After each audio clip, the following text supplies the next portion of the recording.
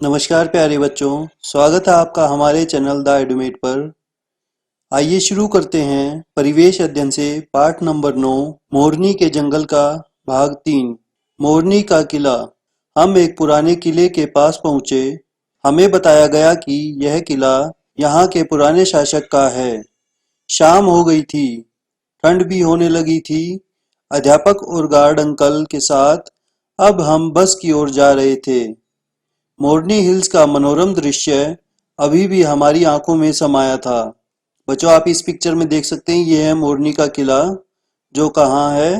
मोरनी के जंगलों के बीच। आगे है, देखो और लिखो। वन विभाग के लोगो पर क्या लिखा है? बच्चों, आप राइट साइड में ये वन विभाग का लोगो देख सकते हैं। इस पर क्या लिखा हुआ है? ऊपर की ओर इस पर लिखा है, वृक्ष की रक्षा अपनी रक्षा, और नीचे की ओर है वन विभाग हरियाणा। आगे है चिपको आंदोलन। एक बार जोधपुर के राजा को अपने महल के लिए लकड़ियों की जरूरत थी। राजा के आदमी इसके लिए खेजड़ी के पेड़ काटना चाहते थे। वहां रहने वाले बिश्नोई समाज के लोग खेजड़ी के पेड़ों को पूज्य मानते थे। उन्होंने राजा के आदमियों को पेड़ काटने से रोकना चाहा, परंतु राजा के आदेश के सामने उनकी एक न चली। उस गांव में अमृता देवी नाम की एक महिला रहती थी। उसने लोगों से कहा कि आओ हम पेड़ों से चिपक जाते हैं, फिर ये इन पेड़ों को नहीं काटेंगे। परंतु राजा के आदमियों ने उन लोगों को भी पेड़ों के साथ काट दिया। इससे सैकड़ों लोगों की जानें चली गई। बच्चों, चिपको आंदोलन के बारे में आपने भी सुना होगा, तो ये थी उस चिपको आंदोलन के बारे में कहानी। आगे है, अब बताओ, लोग अपनी जान की परवाह न करते हुए पेड़ों से क्यों चिपक गए? इसका उत्तर होगा, लोग अपनी जान की परवाह न करते हुए पेड़ों से इसलिए चिपक गए ताकि राजा के आदमी पेड़ न काट सकें। नेक्स्ट, वन्य क्षेत्रों को संरक्षित क्यों किया जाता है? पेड़ पौधों तथा वन्य जीव जंतुओं की सुरक्षा के लिए। वन्य जीवों का शिकार करने वालों को दंड क्यों मिलना चाहिए? वन्य जीवों का शिकार करने वालों को दंड इसलिए मिलना चाहिए क्योंकि वन्य जीवों का शिकार करके लोग प्राकृतिक असंतुलन उत्पन्न करते हैं। प्रश्न नंबर 4, वन्य जीव सुरक्षा सप्ताह कब मनाया जाता है और क्यों? बच्चों, वन्य जीव सुरक्षा सप्ताह 2 अक्टूबर से 8 अक्टूबर तक मनाया जाता है। यह सप्ताह वन्य जीवों के संरक्षण पर विचार मंथन हेतु मनाया जाता है। बच्चों, राइट साइड में दिया गया है, यह भी जानो। आइए इसे पढ़ें। अरावली की आखिरी यादगार मांगर के जंगल। गुड़गांव और फरीदाबाद के बीच पड़ने वाले 3 गांव कोट, मांगर और रोजका गुर्जर के बीच बसे मांगर के जंगल अनेक पेड़ पौधों और जीव जंतुओं की प्रजातियों का खजाना है। यहाँ के लोग पेड़ पौधों को पूजनीय मानते हैं। आइए आगे पढ़ें। आगे है, कुछ पौधे ऐसे भी। बच्चों, आप यहाँ कुछ पौधे देख सकते हैं, आइए उनका नाम पढ़ें। पहला है घटपर्णी। अगला है वीनस फ्लाई ट्रैप। अगला अमरबेल। अधिक दलदल में उगने वाले पौधों में पोषक तत्वों की कमी हो जाती है। इन पौधों पर विशेष प्रकार की संरचनाएं होती हैं, जिनकी सहायता से ये कीटों को खाकर अपनी वृद्धि करते हैं और पोषक तत्वों की कमी को पूरा करते हैं। आगे है, पता करो। अपने आसपास जाल के रूप में उगी अमरबेल को देखो, इसका रंग कैसा होता है? तो बच्चों, आप इसमें लिखेंगे कि अमरबेल का रंग हरा या पीला होता है। अगला है, यह अपना भोजन कैसे लेती है? तो यह अपना भोजन कैसे लेती है?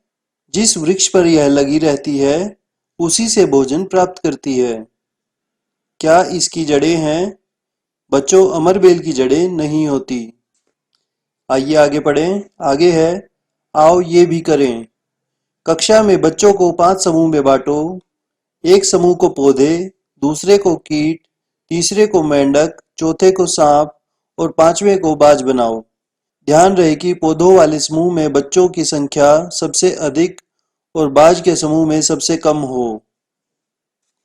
कौन किसको खाएगा, श्रृंखला के अनुसार खड़ा होने को कहो। बच्चों, इस प्रश्न से संबंधित हमने इस पाठ के भाग 2 की वीडियो में हमने आहार श्रृंखला की थी और आहार श्रृंखला में जो तीसरे नंबर की जो श्रृंखला थी यह बिल्कुल उसी प्रकार होगा।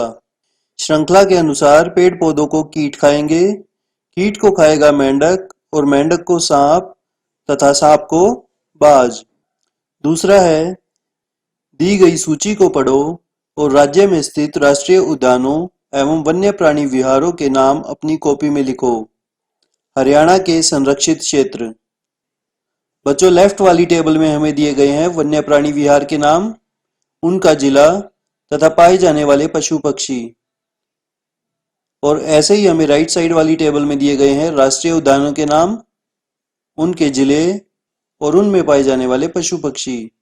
आइए लेफ्ट वाली टेबल में हम देखते हैं। वन्य प्राणी विहार का नाम है पहला भिंडावास, कौन से जिले में है, वह है झज्जर जिले में। और वहां कौन से पशु पक्षी पाए जाते हैं, बतखें, बगुले तथा पानी के अन्य पक्षी। दूसरा किलकिला, किलकिला है कैथल में, पाए जाने वाले पशु पक्षी बतखें, बगुले तथा पानी के अन्य पक्षी। तीसरा नाहड़, नाहड़ है रेवाड़ी में और वहां पाए जाते हैं काला हिरन, नीलगाय। अगला है चीड़, चीड़ है पंचकुला में और वहां पाए जाते हैं जंगली सुअर तथा जंगली मुर्गा।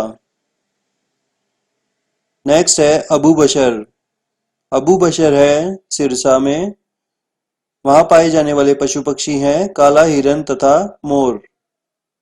नेक्स्ट कालेसर, यमुनानगर और पशु पक्षी हैं तेंदुआ, भालू, कक्कड़, सांबर, भूरा तीतर।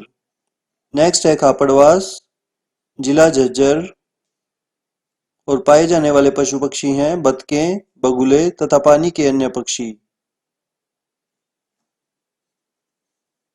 इसी प्रकार से राष्ट्रीय उद्यान है पहला कालेसर, कालेसर है यमुनानगर में तथा पाए जाने वाले पशु पक्षी हैं तेंदुआ, भालू, कक्कड़, सांभर, गोरल तथा जंगली सुअर। नेक्स्ट सुल्तानपुर गुड़गांव, स्थानीय पक्षी तथा प्रवासी जल पक्षी, बतखें, बुगले तथा पानी के अन्य पक्षी। तो ये थे हरियाणा के संरक्षित क्षेत्र। आइए आगे पढ़ें। आगे है प्रश्न नंबर 3, वन कटाई जीवों के घटते आवास पर समाचार पत्रों में छपने वाले समाचारों की कतरनें काटो, उनका एक कोलाज बनाकर अपनी कक्षा में लगाओ। तो बच्चों, वन कटाई तथा जीवों के घटते आवास पर कोई अगर समाचार पत्रों में आपको फोटो मिलती है या कुछ न्यूज मिलती है तो उन पिक्चर्स को आप काटें और उन सभी को चिपका कर एक कोलाज बनाएं। आगे है प्रश्न नंबर 4, यदि तुम्हारे आसपास किसी जीव जंतु या पक्षी को चोट लगती है तो उसके इलाज के लिए तुम किससे संपर्क करोगे। बच्चों, इसके लिए हमें वन विभाग के अधिकारियों से संपर्क करना चाहिए।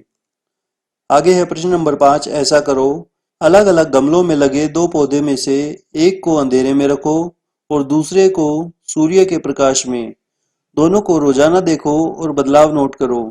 बच्चों, आप यहाँ इन दोनों पौधों को देख सकते हो। लेफ्ट साइड वाला जो पौधा है वो अंदर रखा गया है, उस तक सूर्य की रोशनी नहीं पहुंची, लेकिन वहीं दूसरा जो पौधा है वो बाहर रखा गया है, उसे हवा तथा सूर्य की रोशनी दोनों मिल रहे हैं।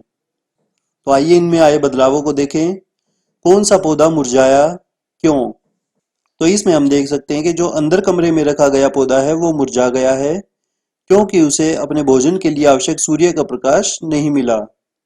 अगला है, कौन सा पौधा ज्यादा बढ़ा और क्यों? सूर्य की रोशनी में रखा पौधा ज्यादा बढ़ेगा क्योंकि उसे अपने भोजन के लिए आवश्यक सूर्य का प्रकाश मिल गया।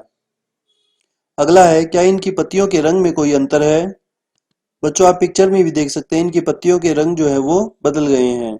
जो अंदर कमरे में रखा गया था पौधा उसकी पत्तियां पीली पीली पड़ गई हैं, लेकिन जो बाहर था उसकी हरी भरी हैं।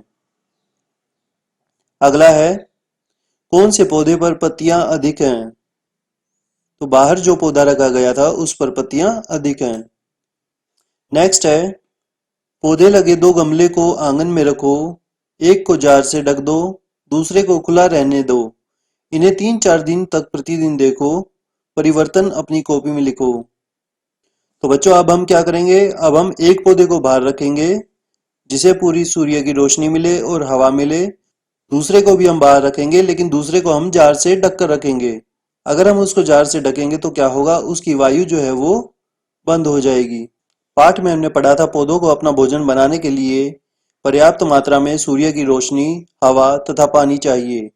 लेकिन जब हम जार से इस पौधे को ढक देंगे तो क्या होगा, उसकी जो हवा है वो बंद हो जाएगी और इसीलिए वो पौधा मुरझा जाएगा।